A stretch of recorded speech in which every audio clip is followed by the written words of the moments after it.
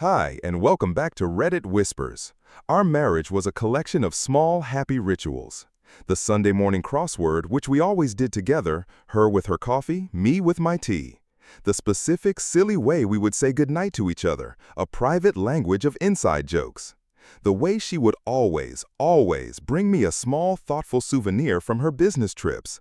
My name is Leo, and for 8 years I was a man who believed in the profound and deeply reassuring power of these small, sacred routines. They were the foundation of my world, the quiet, steady bedrock upon which a life of simple, happy love was built. I was a librarian, a man who lived a life surrounded by the quiet, orderly stories of other people. My own story, I believed, was a simple, happy, and blessedly uncomplicated one. I was married to a brilliant, vibrant, and incredibly successful woman. Her name was Clara. She was a high-powered sales executive for a pharmaceutical company, a job that sent her flying across the country from one conference to another. I was the quiet, steady anchor to her glittering, high-flying kite. I was the home she always returned to, the calm, predictable harbor where she could rest and recharge before her next great voyage. I did not resent her travel. I was proud of her. I saw her success as our success, and the small, lonely price of my evenings alone was always paid in full by the joy of her return. The souvenirs were a key part of this ritual of return. They were never expensive. A funny, touristy coffee mug from Chicago, a small, hand-carved wooden bird from a craft fair in Seattle, a bag of saltwater taffy from a conference in Atlantic City. They were small, tangible pieces of her world, tokens of her love, a way of saying, even when I am 1,000 miles away, I am thinking of you. They were the artifacts of our connection, and I cherished each one. The trip to San Diego was supposed to be a big one, a week-long national sales conference, the most important event of her year. The night before she left, she was a whirlwind of excited, nervous energy. We had a quiet dinner, our last for a week. She held my hand across the table, her eyes shining.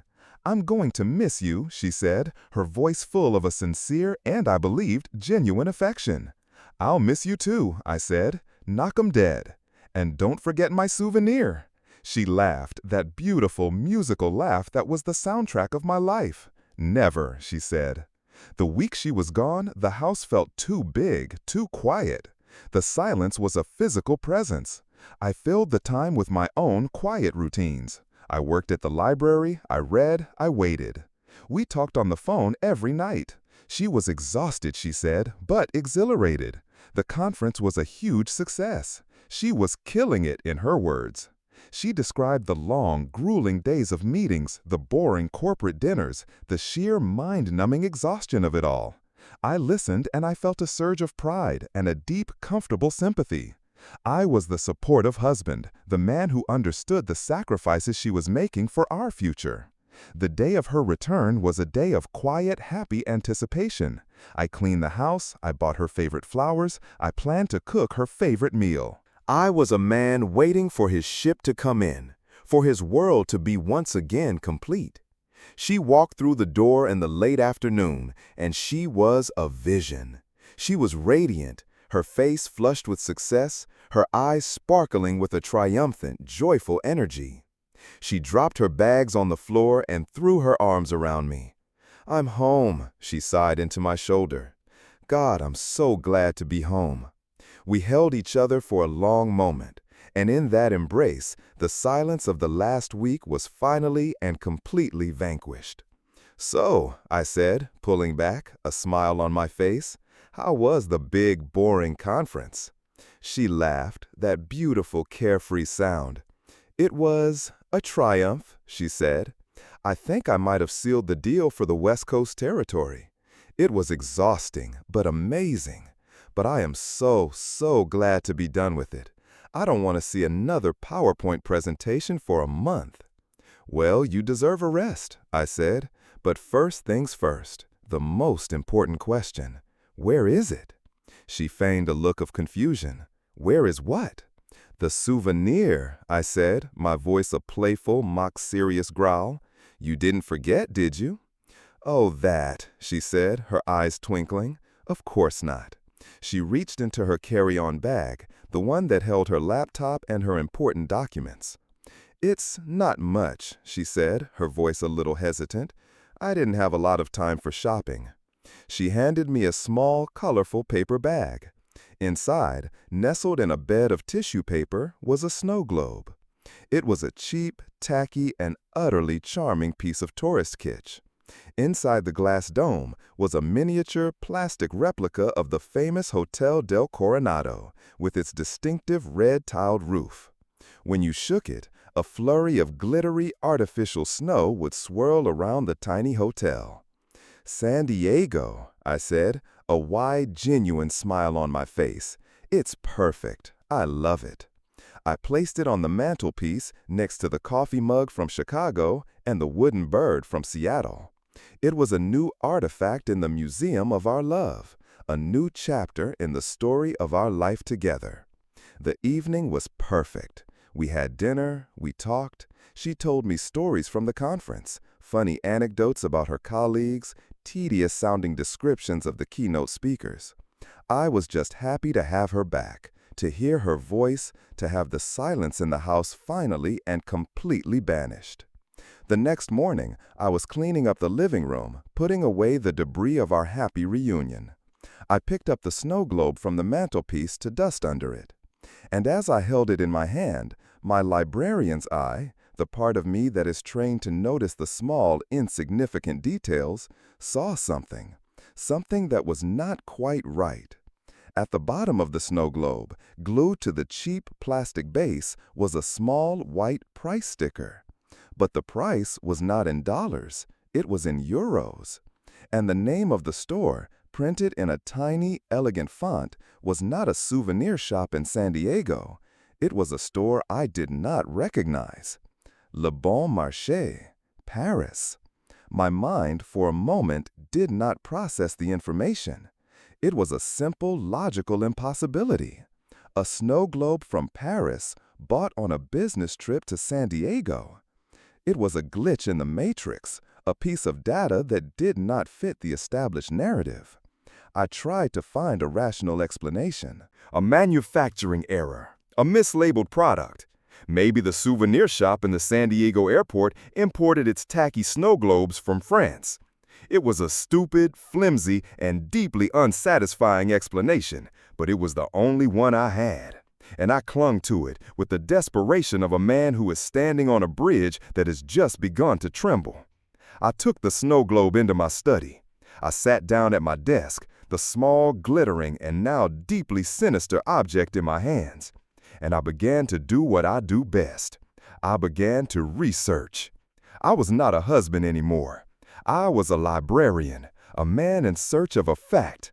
And the fact I was searching for, I knew, with a cold, dawning dread, was one that had the power to tear down my entire, carefully cataloged world, one book, one memory, one lie at a time. The snow globe sat on my desk like a small glass-encased bomb. Its cheerful, glittery snow was a mockery, a festive, swirling taunt in the quiet, sterile silence of my study. My mind, the librarian's mind, which is built on a foundation of order, of classification, of the verifiable truth of the written word, was in a state of free fall. A souvenir from San Diego, bought in Paris. It was a paradox, a logical contradiction that my brain could not resolve. And in that contradiction, 100 other, smaller, and previously disconnected anomalies began to surface, like drowned bodies rising to the top of a murky lake. I thought about her phone calls from the conference. The connection had been unusually clear, the audio quality perfect. There had been none of the usual telltale echo or delay of a transcontinental call. I had attributed it to a good hotel Wi-Fi connection. Now I wondered. I thought about the time difference. She had called me every evening at what would have been her late afternoon in California. But I remembered now that she had always sounded wide awake, energetic, not the weary end of a long day sound of a woman who had been in meetings for 8 hours. And I remembered, with a new, chilling clarity, the sound in the background of one of our calls. A faint, distant siren. It was a European siren with its distinctive two-tone high-low wail, a sound completely different from the single rising shriek of an American police car.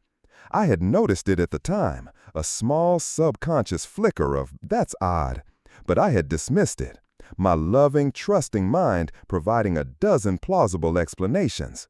A movie playing on a television in her hotel room, a sound effect from a colleague's phone, my own tired ears playing tricks on me.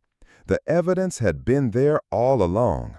My own heart had been the censor, the redactor, systematically deleting any data that did not conform to the beautiful, comfortable, and deeply cherished narrative of my own happy marriage. My investigation began with the one tangible clue I had, the name on the price sticker, Le Bon Marché, Paris. A simple online search confirmed it. It was a famous high-end department store in Paris, the kind of place that was a world away from the cheap airport souvenir shops that sold tacky snow globes. Their website was a testament to luxury and good taste. They did not, it was clear, sell this kind of cheap plastic kitsch. The contradiction deepened. This was not a simple case of a mislabeled product. This was something else. This was a lie, but it was a clumsy, illogical lie. And Clara was not a clumsy, illogical person. She was a master of detail, a brilliant and meticulous professional.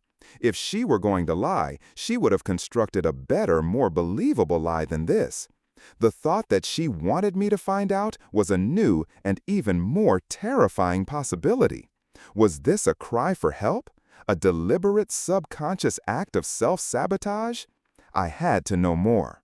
I had to reconstruct her journey. Not the fictional one to the San Diego sales conference, but the real one, the secret one, the one that had taken her to Paris. My tools were not the tools of a private investigator. They were the tools of a librarian. I had our shared home computer, a digital archive of our shared life. I had her passwords, not because I had stolen them, but because we had always had a policy of open digital transparency. Trust, I had once believed, was the bedrock of our marriage. I started with her airline frequent flyer account. I logged in. I looked at her account history. And there it was, a record of a round-trip ticket to San Diego, purchased 2 months ago, using her corporate credit card. The dates were correct. The flight numbers were there. The fiction was perfectly and professionally maintained. But then I did something else. I logged into our joint credit card account, the one we used for personal expenses, the one I paid off every month with the quiet, steady income from my librarian's salary. I went through the statements for the past week, and I found it. A charge from a different airline. A charge for a last-minute and breathtakingly expensive round-trip ticket from New York to Paris. The dates of travel were the exact same dates as her conference. The lie was not just a simple one. It was a complex and expensive one. She had not just gone to Paris instead of San Diego. She had, it seemed, booked both trips. One for me to see, the other for her to live. The cost of maintaining this lie, the sheer logistical effort of it, was staggering. Why? Why go to such lengths? Why not just tell me she was going on a vacation with friends? Why construct this elaborate and ultimately flawed deception? The answer, I knew, had to be in Paris. She had not gone to Paris for a conference. She had not gone there to shop for tacky snow globes. She had gone there to meet someone. I went to her social media. Her profiles were a perfect, curated testament to her fictional week. There were pictures of the San Diego Convention Center, stock photos she had likely downloaded. There was a cheerful, smiling selfie with the geotag clearly placing her in Southern California. But the selfie was a little too perfect, the lighting a little too generic. It could have been taken anywhere. It was her Instagram that provided the next crucial piece of the puzzle. She had posted a story from her trip, a short video of a beautiful sunset over the ocean. "Another long day at the conference," the caption read, "but this view makes it all worthwhile." I looked at the video. It was a beautiful sunset. But something about the angle of the light, the color of the sky, felt wrong for Southern California in the spring. I did a search for the live weather conditions in San Diego for that day. It had been overcast and rainy. There had been no sunset. My heart was a cold, heavy stone in my chest. I took a screenshot of the video, and I began a different kind of search, a reverse image search, a search for the visual fingerprint of that specific, beautiful, and completely fraudulent sunset. The search results took a few agonizing minutes to load, and when they did, the final, terrible piece of the puzzle clicked into place. The sunset was not from San Diego. The search engine had found a dozen almost identical images from a travel blog, a blog that specialized in the romantic, hidden corners of Europe. The sunset was from a small coastal town in the south of France, a town called Biarritz. The blog post was from a year ago, and the author of the blog, the man who had taken that photograph, was a man whose name I did not recognize, a man named Luke.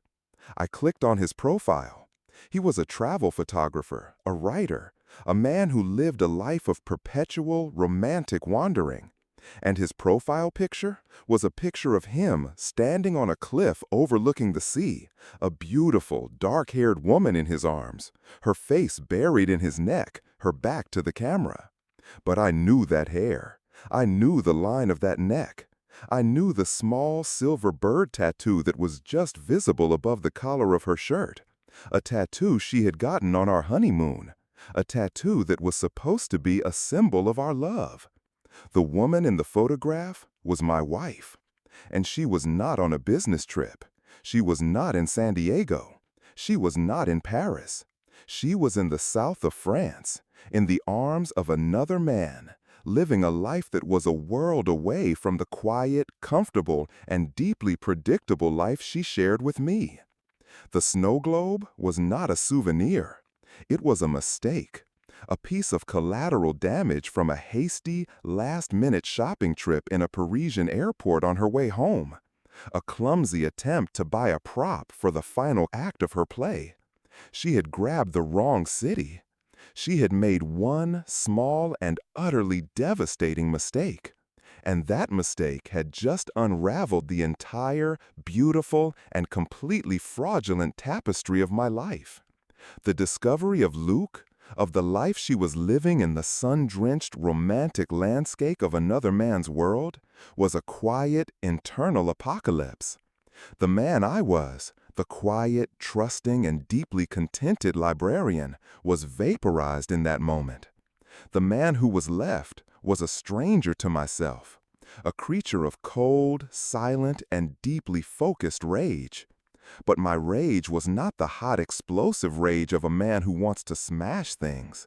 It was the quiet, methodical rage of a librarian who has just discovered that his most trusted, most cherished, and most beautiful book is a forgery, a brilliant and heartbreaking imitation of the real thing. My first instinct was not to confront her. It was to catalog her, to understand the full, terrifying scope of her deception. I spent the next 2 days in a state of almost feverish, obsessive research. I became a digital archaeologist, sifting through the layers of her secret online life. I found his blog, Wanderings, it was called. It was a beautiful and deeply nauseating chronicle of his travels, and she was a ghost in its pages. She was never named. She was always just C, his mysterious, beautiful, and brilliant companion. There were posts from Italy, from Greece, from Portugal, all of them corresponding with the dates of her business trips. She had not been in a conference room in Chicago. She had been on a gondola in Venice. She had not been at a sales meeting in Seattle. She had been exploring a hidden beach in the Algarve. My entire marriage, our entire shared geography, had been a lie. I was not her husband. I was her alibi. I was the solid, dependable, and deeply boring home base from which she launched her real and far more exciting life. The most painful part was reading his words. He was a talented writer. He wrote about her with a passion, a poetry, a sense of wonder that I and my quiet, comfortable love had perhaps never been able to summon. He wrote about her wild, untamable spirit, her insatiable hunger for life. He was writing about a woman I did not know, a woman who had, it seemed, never existed in the quiet, dusty stacks of my own small life. The plan, when it began to form in my mind, was not a plan for revenge. It was a plan for truth. It was a librarian's gambit, a quiet, strategic, and deeply intellectual move, designed not to destroy her, but to force a confrontation with the truth on my own terms in my own quiet and carefully controlled environment. The annual library fundraising gala was in 2 weeks.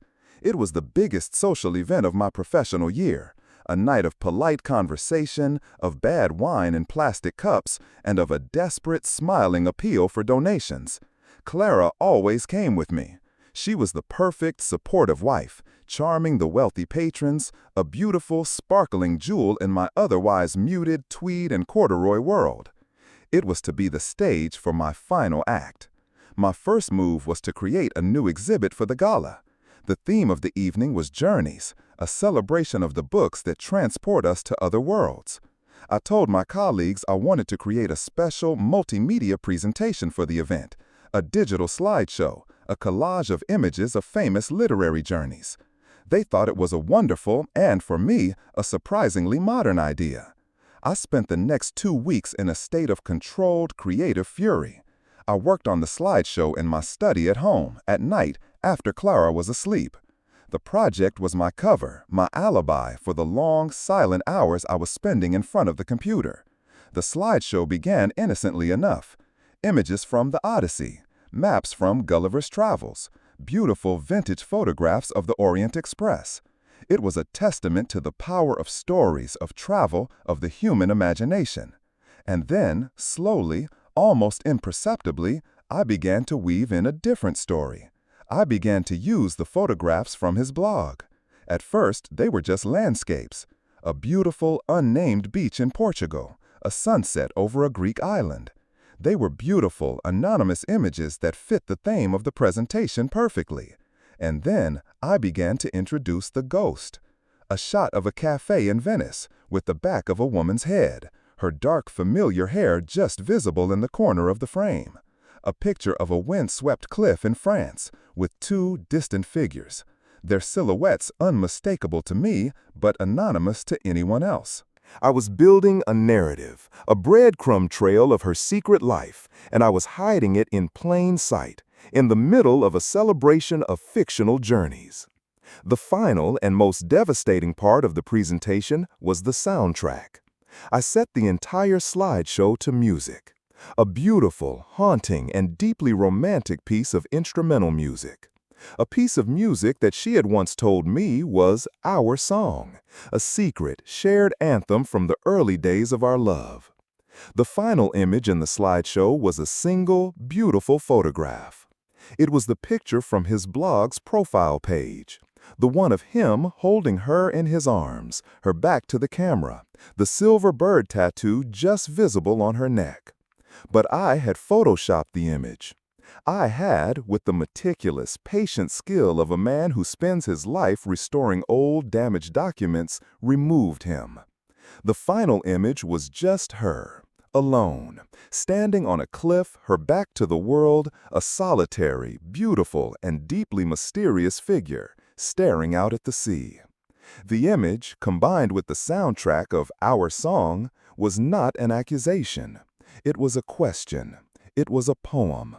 It was a quiet, heartbreaking, and deeply personal inquiry into the nature of her own solitary journey. The night of the gala arrived. The library was filled with the low, pleasant hum of conversation.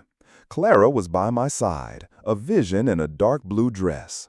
She was the perfect, supportive wife. She had no idea she was about to become the star of the evening's main event. At 9 o'clock, the director of the library, a kind, elderly woman named Margaret, went to the podium. She quieted the crowd, and she introduced me. "And now," she said, her voice warm and proud, "I'd like to present a very special project from our head librarian, Leo, a man whose own quiet journey with us has been a gift to us all. Leo, the floor is yours." I went to the podium. My heart was a slow, steady, and calm drum. I looked out at the crowd, and I saw her, in the front row, her face a mask of loving, supportive pride. I did not say a word. I simply nodded to the technician in the back of the room. The lights dimmed. The first familiar and now deeply ironic notes of our song began to fill the silent, cavernous space of the library. And the slideshow, my quiet, devastating, and deeply personal librarian's gambit, began. The slideshow played on the large screen behind me, a silent, luminous river of images. The room was dark, the faces of the audience illuminated only by the shifting, colored light from the screen. I did not watch the images. I knew them by heart. I watched her. Clara sat in the front row, a perfect, serene smile on her face.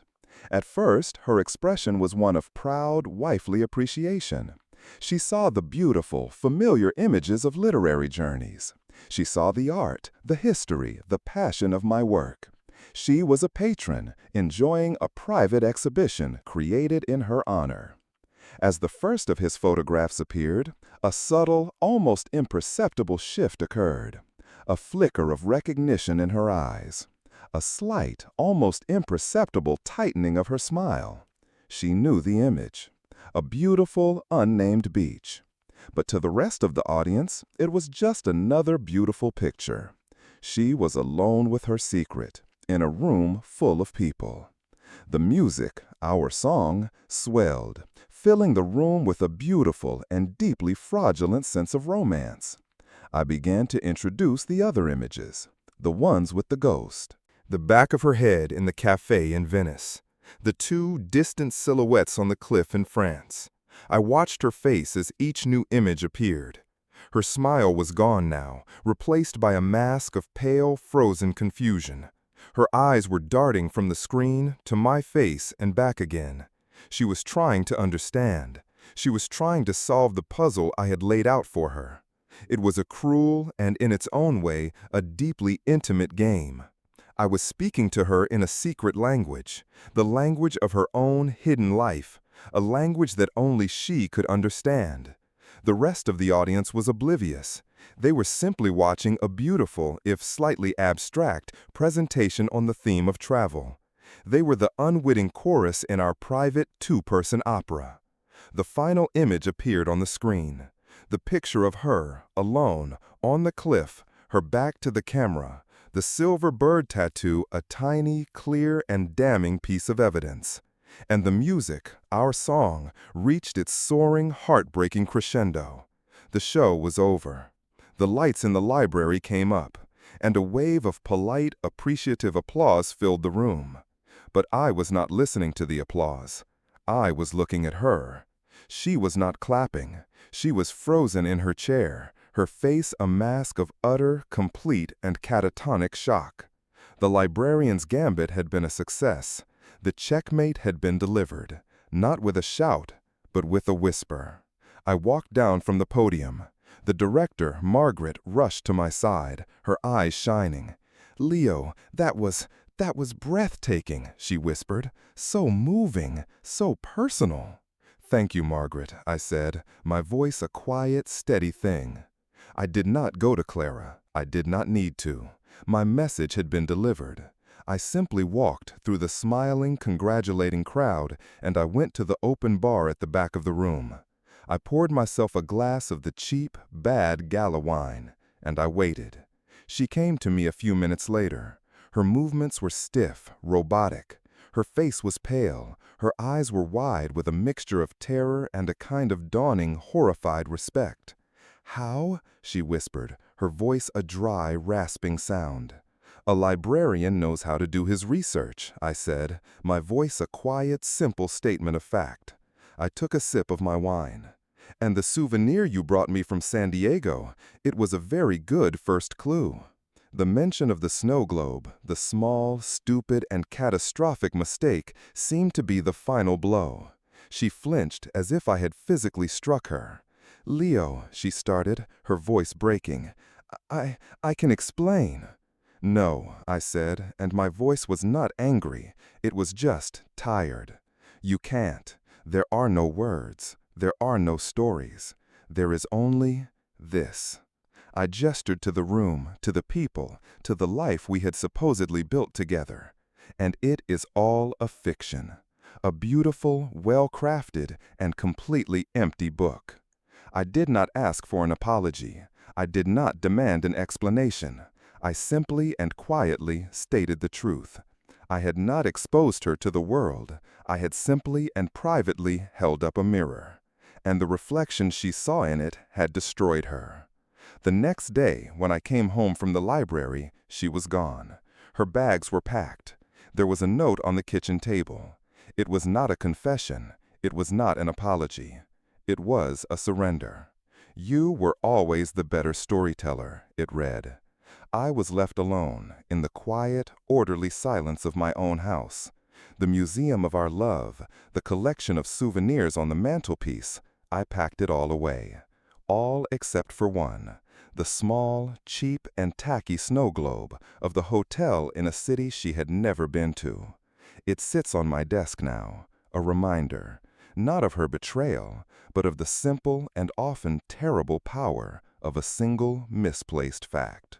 A reminder that even in the most beautiful, most beloved, and most trusted of stories, it is always, always a good idea to check the footnotes. Thanks for being here on Reddit Whispers. Sometimes the hardest stories carry the biggest lessons. What's the one lesson life forced you to learn the hard way? Share it below.